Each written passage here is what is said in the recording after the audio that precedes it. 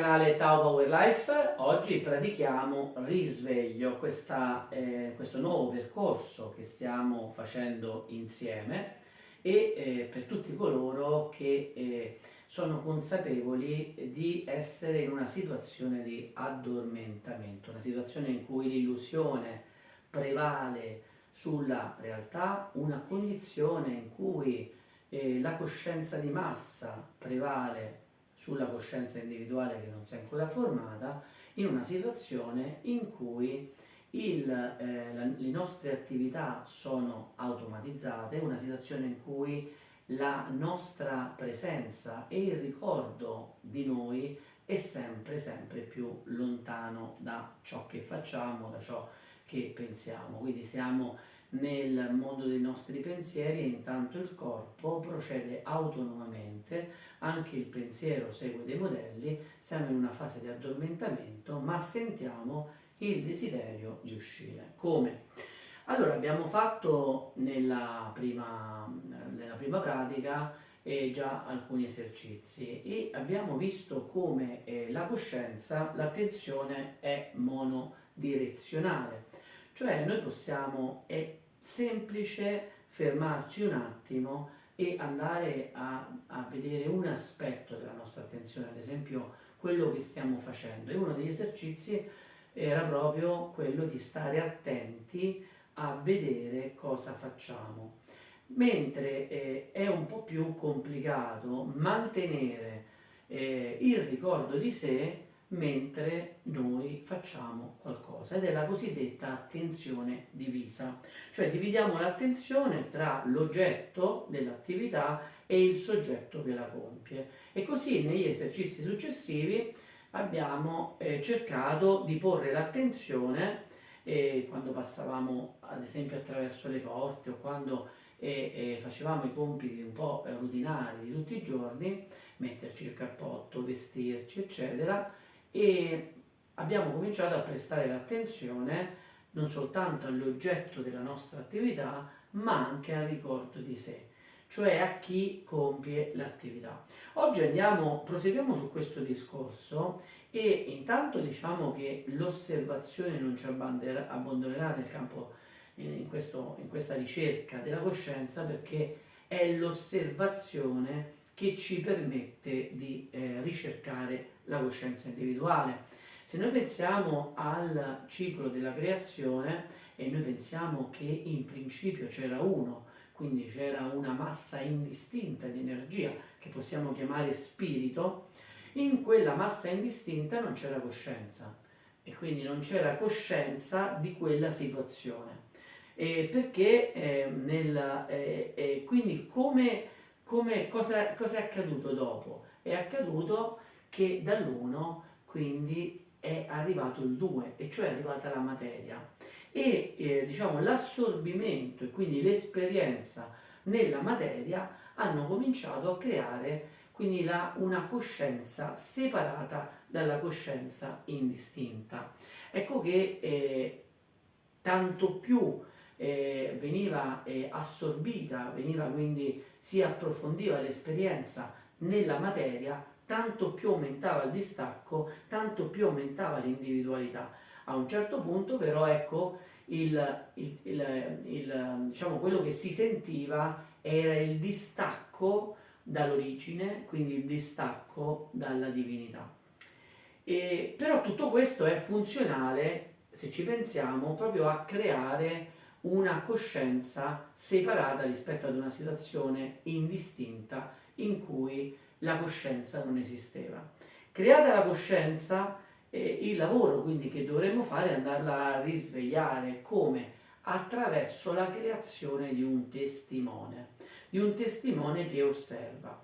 Allora, e adesso quindi andiamo a parlare di un altro grande tema, e cioè i diversi io. Noi abbiamo diversi io, quindi abbiamo l'io genitore, l'io figlio, l'io amante, l'io marito, l'io che può essere moglie, l'io al lavoro, l'io con i nostri colleghi, tanti diversi aspetti della nostra personalità individualità, aspetti che entrano in gioco autonomamente, senza che noi li comandiamo. Le nostre reazioni emotive, i nostri comportamenti entrano in gioco in via del tutto autonoma. Quindi andando ad eseguire una serie di programmi che noi diciamo abbiamo, programmi automatici che accumuliamo nel tempo.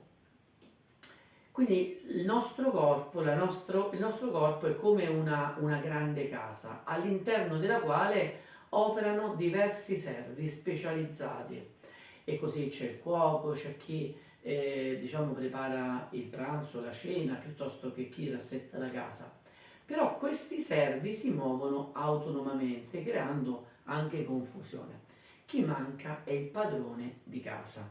Cioè quello che manca è proprio il padrone di casa, cioè l'anima, quello che vogliamo andare a ricreare, a ricercare nel risveglio, la nostra coscienza. Vogliamo che torni la coscienza in casa, vogliamo che il padrone torni in casa. A un certo punto, per quanti di voi cominciano a sentire, sempre sotto l'impulso dell'anima, che c'è qualcosa che manca, c'è qualche cosa che sfugge, quindi è il primo risveglio, il primo sintomo di risveglio, questa situazione può essere equiparata a quella in cui un gruppo di servitori della casa decidono che è importante che ci sia un occhio che osserva e quindi nominano un maggiordomo. Qual è la funzione del maggiordomo?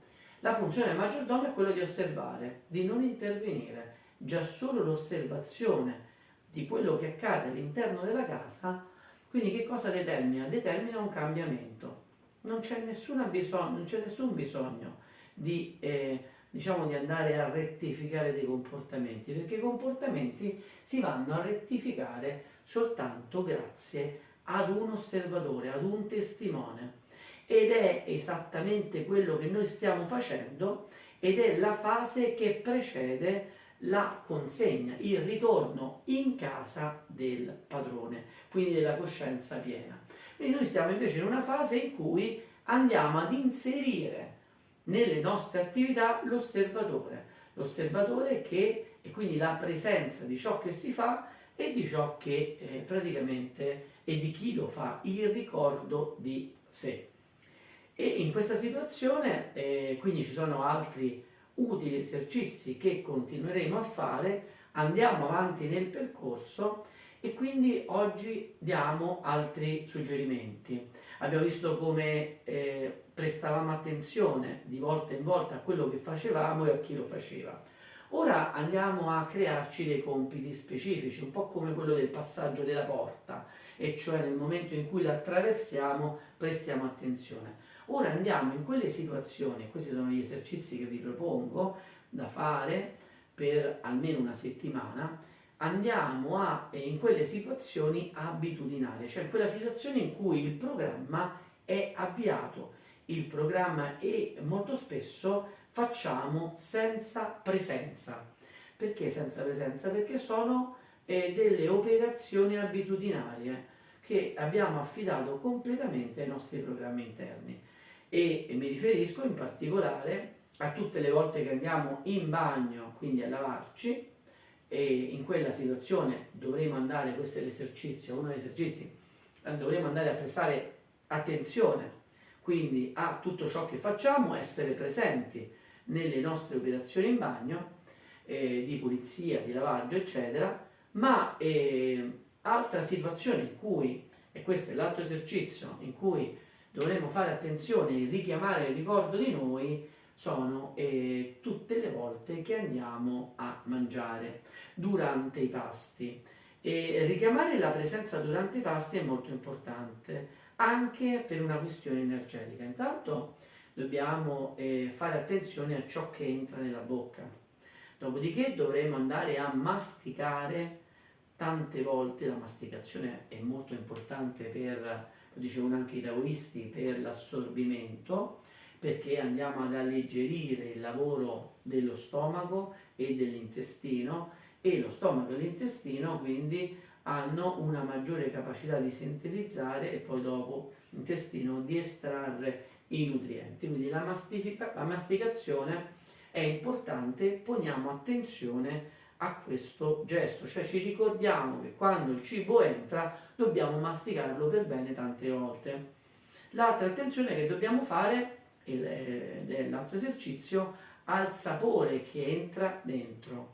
E anche questo è un esercizio che sicuramente vi sarà di ausilio e perché andrà ad agevolare il processo di assorbimento energetico dei cibi. Tutte le volte che noi andiamo a pensare al sapore del cibo che ingeriamo, facciamo un'operazione per cui andiamo ad estrarre energia dal cibo. Quindi prestiamo attenzione per i giorni successivi, come passo successivo di questa crescita e riscoperta della coscienza, a tutte le volte in cui andiamo in bagno, a tutte le operazioni rutinarie, così come tutte le volte che mangiamo, all'ingresso nel cibo, alla masticazione, al riconoscimento dei sapori e quindi alla fase in cui il cibo va comincia la sintesi, comincia quindi l'assorbimento delle sostanze nutritive. Quindi seguiamo in questo senso il percorso del cibo prestando attenzione a ciò che noi facciamo e i nostri organi fanno per noi. E fate questi esercizi, mi raccomando non scoraggiatevi, capisco che non sempre ci ricorderemo quando attraversiamo la porta che stiamo attraversando la porta, piuttosto che non sempre ci ricorderemo di osservare quello che facciamo, è molto difficile, ma l'osservazione è veramente uno degli esercizi più importanti per favorire il nostro risveglio da questa fase di addormentamento. Grazie, noi ci vediamo alla prossima pratica con Tao Power Life. Grazie, grazie.